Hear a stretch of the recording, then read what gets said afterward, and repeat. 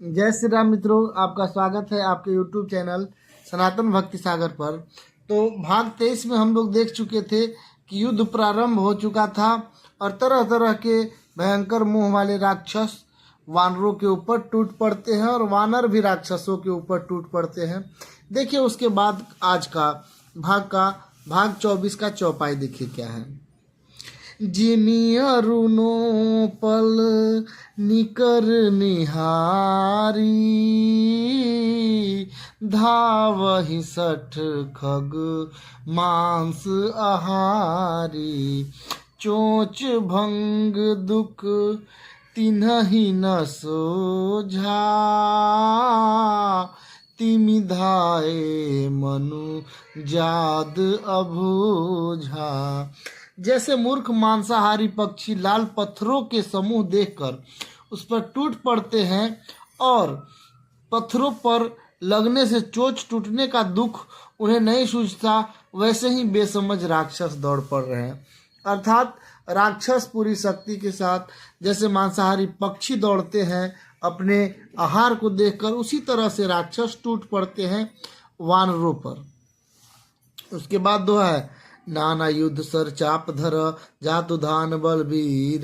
Coat कंगारुही चढ़ी गए कोटि रणधीर।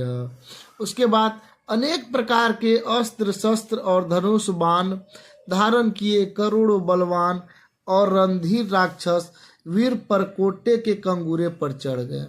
मतलब इस दोहा का अर्थ है अनेक प्रकार से अस्त्र शस्त्र और धनुष धारण करके करोड़ों बलवान राक्षस जो थे वो कोठे के ऊपर चढ़ जाते हैं, बड़े बड़े जो थे परकोटे के ऊपर चढ़ जाते हैं। उसके बाद का चौपाई है, कोट कंगूरन ही सोहही कैसे, मेरु के श्रृंगनी जनुधन बैसे। बाजहि ढोल निशान जुझाऊ, सुनि धुनि होई भटन ही मन चाऊ। वे परकोटे के कंगूरे पर कैसे शोभित हो रहे थे, मानो सुमेरु के शिखरों पर बादल बैठे हो। जुझारू और ढोल और डंके आदि बज रहे हैं, जिनकी ध्वनि सुनकर योद्धाओं के मन में लड़ने का चाव होता है। अर्थात ये कह रहे हैं कि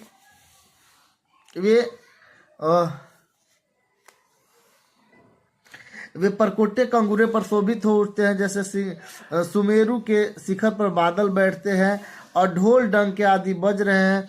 ध्वनि सुनकर योद्धाओं को लड़ने का और मन कर रहा है, बड़ी चाव हो रहा है। मतलब उस तरह का संगीत भी बज रहा है और ये लड़ने के लिए और उतावले हो रहे हैं, दोनों तरफ से, राक्षस भी और वानर भी।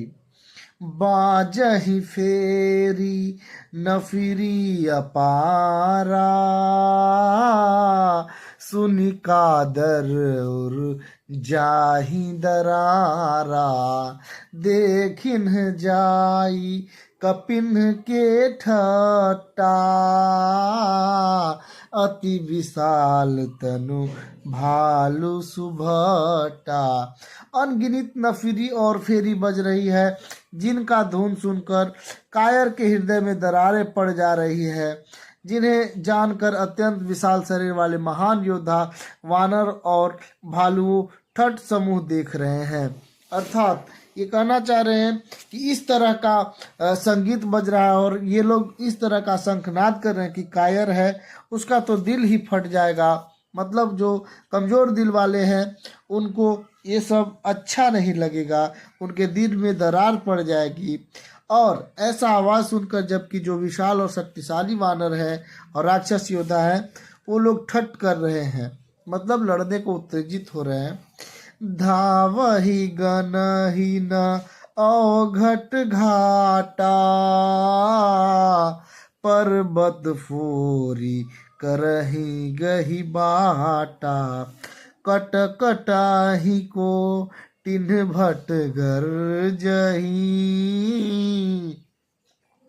दसन ओठ काटही अति तर्जही। देखा कि वे वृक्ष वानर दौड़ते हैं अवघट ऊंचा नीचा विकट घाटियों को कुछ नहीं गिनते, पकड़ कर पहाड़ों को फोड़ कर रास्ता बना लेते हैं। करोड़ों योद्धा कटकटाते हुए गर्जना करते हैं, दांतों से ओठ काटते हैं और खूब डपटते हैं। मतलब ऐसा माहौल है कि दोनों तरफ से राक्षस और वानर एक दूसरे को मारने काटने के लिए पूरी तरह से उतावले हो रहे हैं। उसके बाद का चौपाई देखिए कितना सुंदर है। उतरावन इत राम दोहाई, जयति जयति जय जय परिलराई। निशिचर शिखर समूह ढवायही, कुदी धरही कपि फेरी चलावही।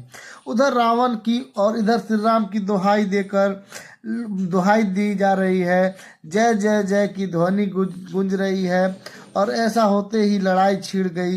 राक्षस पहाड़ों का ढेर शिखरों को फेंकते थे और वानर कूद कूद कर उन्हें पकड़ लेते और उन्हें वापस चलाते थे। मतलब दोनों तरफ से युद्ध छिड़ गया। राक्षस लोग जय जय रावण कहते, जबकि इधर वानर लोग जय श्री राम कहकर आपस में एक दूसरे को लड़ना शुरू करते हैं। राक्षस लोग बड़े बड़े सीला, पहाड़ और पेड़ पौधे फेंकते उखाड़ उखाड़ कर, और वानर उछल कर उसे पकड़ के वापस वो भी उन्हें ही राक्षसों की तरफ भी फेंक रहे थे। उसके बाद छंद है।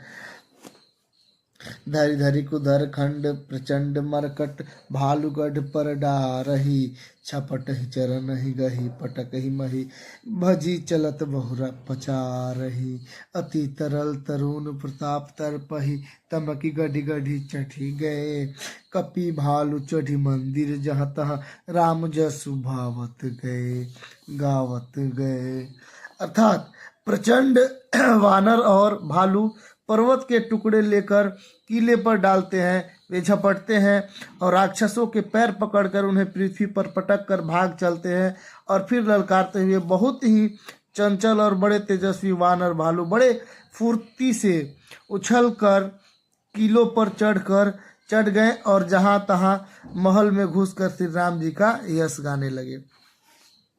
इसका अर्थ है कि जो वानर और भालू थे, पर्वत के टुकड़ा किला पर, रावण का जो किला था उस पर झपट कर फेंकने लगे और राक्षसों को पैर पकड़कर वो पृथ्वी पर पटकने लगे और उसके बाद फिर राक्षसों को ललकारने लगे। चंचल और बड़े तेजस्वी जो वानर भालू थे वो फुर्तीले थे और उछल उछल कर किले पर चढ़कर जहां तहां महलों में घुसकर जय श्री राम जी का यश गाने लगे। उसके बाद देखिए क्या है, दोहा है। एकु एकु निशिचर गही, पुनि पुनि कपि चले पराई। ऊपर आप भट गिरही, धरनी पर आई, गिरही धरनी पर आई। फिर एक एक राक्षस को पकड़कर वे वानर भाग चले। ऊपर आप और नीचे राक्षस योद्धा इस प्रकार किले पर से धरती पर आ गिरे। अर्थात कहने का अर्थ है कि राक्षस और वानर में युद्ध होने लगा। राक्षस ऊपर से धक्का दे देते वानर को और वानर भी राक्षस को धक्का देने का कोशिश करते, लेकिन वानर चतुर थे। वो राक्षस को धक्का देते और राक्षस के ऊपर हो जाते और वो धरती पर गिरते। अर्थात नीचे राक्षस होते थे और ऊपर वानर होते थे और राक्षसों को ही चोट लगता और क्षति होता। राम प्रताप प्रबल कपि जो था, मर्दहि निशिचर सुभट बरु था। चढ़े दुर्ग पुनि जहाँ जहाँ तह बानर, जय रघुवीर प्रताप दिवाकर। अर्थात श्री राम जी के प्रताप से प्रबल वानरों का झुंड राक्षस के योद्धाओं के समूह को मसल रहे थे। वानर फिर जहां तहां किले पर चढ़ जाते और उनके प्रताप से सूर्य के समान श्री रघुवीर जी का जय जयकार बोलते थे। अर्थात श्री राम जी के प्रताप से, आशीर्वाद से जो वानरों का झुंड था राक्षसों के समूह के साथ युद्ध करने लगते और राक्षसों को मसल रहे थे। वानर फिर जहां तहां किले पर चढ़ गए और उनके प्रताप से सूर्य के समान श्री रघुवीर जी का जय बोलने लगे। उसके बाद का चौपाई है, चले निशाचर निकर पराई, प्रबल पवन जिमी घन समुदायी, हाहाकार भय उपुर भारी, रोवहि बालक आतुर नारी। राक्षसों के झुंड वैसे ही भाग चले जैसे जोर की हवा चलने से बादलों के समूह तितर बितर हो जाते हैं। लंका नगरी बड़ा भारी हाहाकार मच गया। लंका में बालक, स्त्रियां और रोगी असमर्थ होने के कारण रोने लगे। देखिए राक्षसों का झुंड वैसे ही भागने लगा जैसे जोर की हवा चलने पर बादल का समूह भागने लगे। अर्थात वानरों का जो प्रहार था वह असहनीय था। उसे देखकर लंका के जितने भी राक्षस थे सब भागने लगे और हाहाकार मच गई। बालक, स्त्री और रोगी मतलब जो असमर्थ थे भागने में वो सब रोने लगते हैं। उसके बाद का चौपाई है, सब मिली देहि रावण ही गारी, राज करत यही मृत्यु हंकारी, निज दल बिचल सुनी तेहि काना, फेरी सुभट लंकेश रिसाना। सब मिलकर रावण को गालियां देने लगे कि राज्य करते हुए इसके मृत्यु को बुला लिया है। रावण जब अपनी सेना को विचलित होने से कानों से सूझता है तब युद्ध में लौटाकर वह क्रोधित होकर बोलता है। अर्थात रावण सभी सेनाओं को लौटने का आदेश देता है और हालांकि रावण के जो प्रजा थे सभी रावण को ही गालियां देने लगते हैं कि कौन ऐसा राजा है रावण जिसने किसके साथ युद्ध कर लिया, साक्षात काल को निमंत्रण दिया है। तो ये था भाग नंबर 24। प्यारे मित्रों, आप सबों का प्यार और सपोर्ट के लिए बहुत बहुत धन्यवाद। आप अपने मित्रों को भी जरूर इसे शेयर करें। बहुत बहुत धन्यवाद। जय श्री राम।